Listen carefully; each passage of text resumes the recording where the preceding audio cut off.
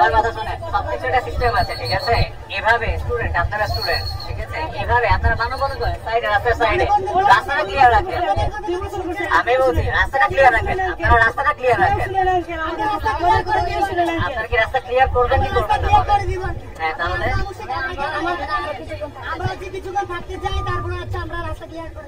কিছুক্ষণ না, আমি আপনাদেরকে টাইম দিয়েছি 5 মিনিট, ঠিক আছে?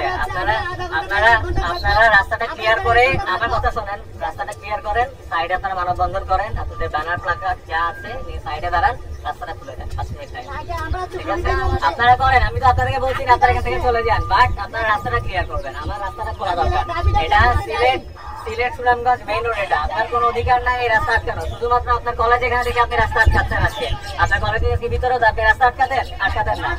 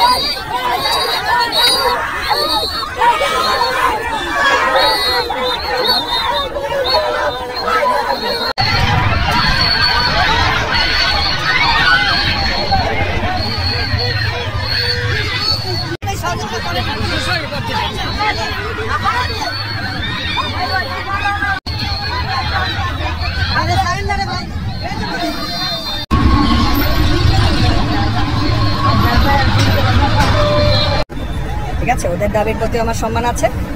এখন যেহেতু এটা চলমান প্রক্রিয়া, আমি কোনো কমেন্ট করবো। কোনো হতাহত হয়েছে কিনা? কোনো হতাহত হয়নি, কিছুই হয়নি।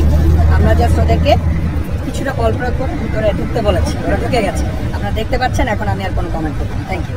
ধন্যবাদ এতক্ষণ ঢাকা টিভির সাথে থাকার জন্য। ঢাকা টিভি নিজে দেখুন, অন্যকে দেখতে উৎসাহিত করুন। আর সবার আগে সর্বশেষ সংবাদ জানতে ঢাকা টিভির সাথেই থাকুন।